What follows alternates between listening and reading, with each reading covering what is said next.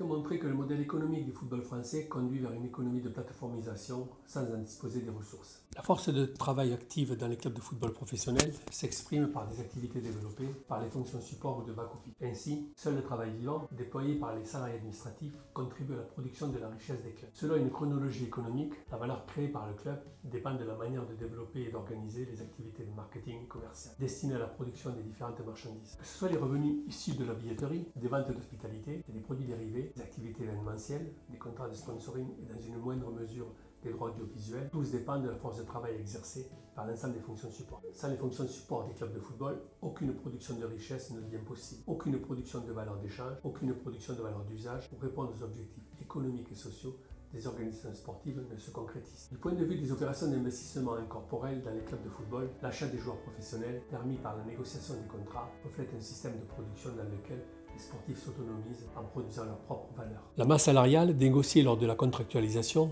constitue une capture anticipée de la richesse qu'ils autoproduisent. Cette partie du capital fixe ou constant, représentée par les joueurs, fonctionne de manière indépendante, selon un automouvement économique, face à des contraintes limitées. Ceci ne constitue pas de la force de travail salariée, bien que juridiquement il bénéficie d'un contrat, mais du capital productif et prédateur, en ce qu'il s'autonomise avec l'objectif de capturer le maximum de valeur par appropriation. Cette forme d'organisation contribue à une autoproduction de la part des sportifs au même titre qu'un investissement dans une organisation numérique qui produit sa propre valeur, capturée par le propriétaire. Dans le cas des joueurs, ceux-ci capturent leur propre valeur en dehors de l'action. Celui-ci aura pour seul objectif de réaliser une plus-value sur le marché des sportifs. Pourquoi évoquer le mode de fonctionnement en plateforme dans le cas des clubs de football? On peut définir ce mode d'organisation sous l'angle économique en illustrant qu'une plateforme constituée de sportifs reconnus autour d'un écosystème sportif produit un modèle économique destiné à créer de la valeur. Valoriser les relations commerciales et leur interaction dans un ensemble de parties prenantes représente la chaîne de la valeur du football comme une filière ou une communauté d'intérêt. Par la production et la mise à disposition de spectacles sportifs, de services, prestations de produits dérivés, via des systèmes de numérisation,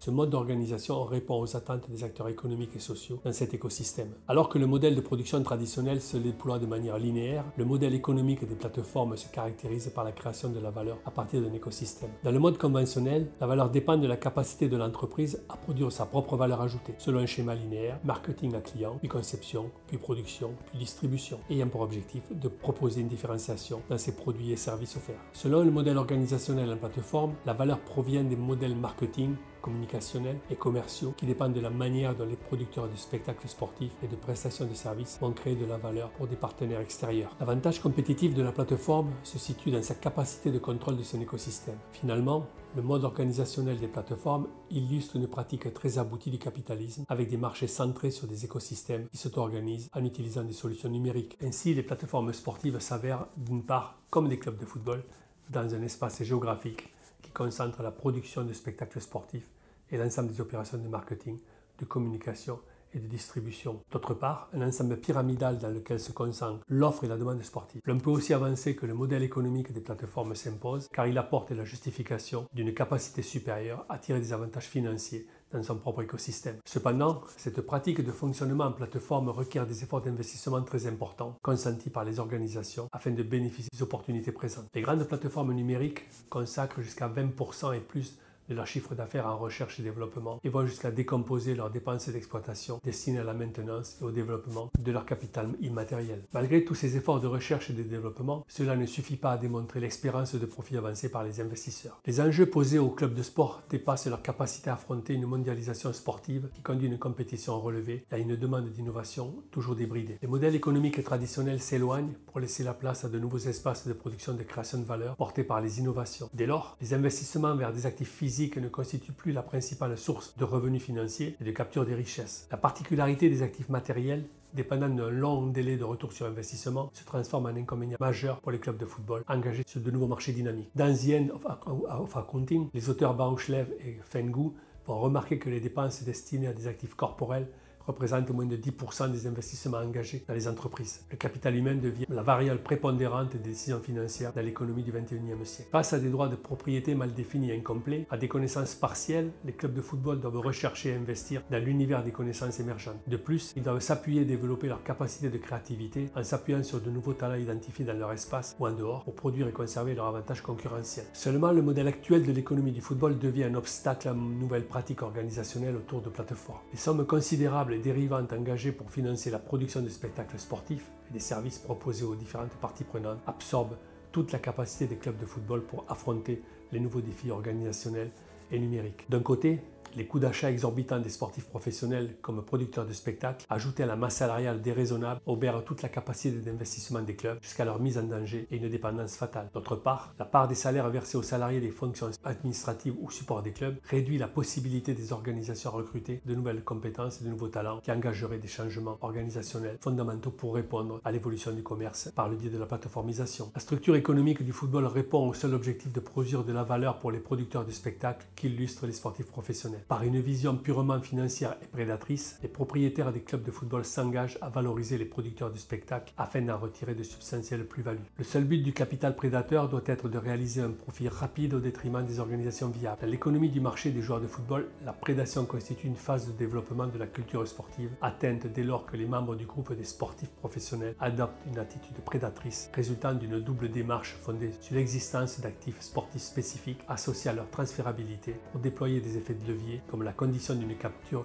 du maximum de valeur. Dans le mode de production de l'économie du football, la production de richesses matérielles utiles n'est quasiment qu'un effet secondaire du système orienté vers la réalisation de la valeur et l'accumulation illimitée du capital au bénéfice de l'actionnaire. La finalité du capital devient la richesse abstraite ou la richesse monétaire, telle qu'elle s'exprime dans l'argent. Mais cette richesse abstraite présuppose la mise en œuvre sur une base toujours élargie du travail vivant qui se coagule dans la valeur des marchandises. D'un côté, l'actionnaire recherche le développement de son club par l'exploitation du travail vivant. De l'autre côté, il doit réduire en permanence le travail nécessaire. Cette contradiction fondamentale se traduit par un développement de la productivité du travail vivant qui devient la limite que le système a lui-même élevée. La production de valeurs sportives modernes, sublimée par les économistes néolibéraux, ne représente pas une production de valeur mais une simulation. Elle constitue la réalisation anticipée d'une valeur dont aucun acteur économique ne sera en capacité de justifier. Cette valeur anticipée, constituée du potentiel de vente des joueurs, des contrats de sponsoring et des droits audiovisuels, ne deviendra effective seulement par la survenance de porteurs d'espoir qui recherchent des possibilités de survaleur issues de la production réelle de marchandises autour des activités commerciales footballistiques. Ernst Lohoff et Norbert Trenkel,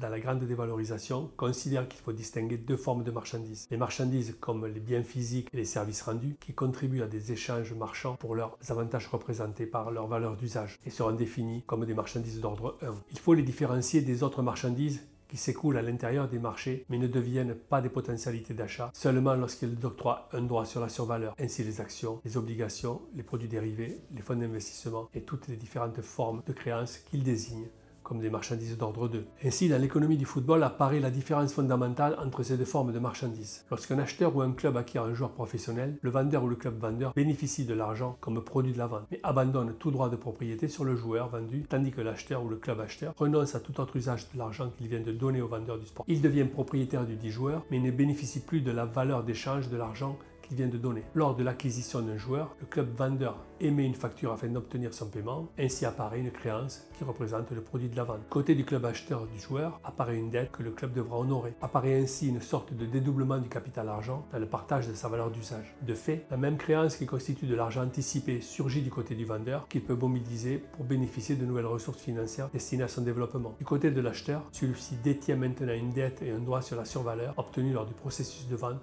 sur le marché des transferts à venir du dit joueur. Capital argent se déplace en son reflet autonomisé, ce qui définit le modèle de circulation du capital fictif. Ainsi, pour que la production du capital fictif se développe et continue sa course, il faut des porteurs d'espoir pour anticiper raisonnablement que ce droit de propriété, échangé sur les marchés des transferts, conduira vers une possibilité de percevoir une part de la valeur produite dans le secteur des marchandises d'ordre 1. Seulement, il s'agit précisément de la difficulté grandissante qu'affronte la production de valeurs sportives, en particulier par le remplacement du travail vivant par le travail mort, qui a conduit au développement déraisonnable du capital fictif.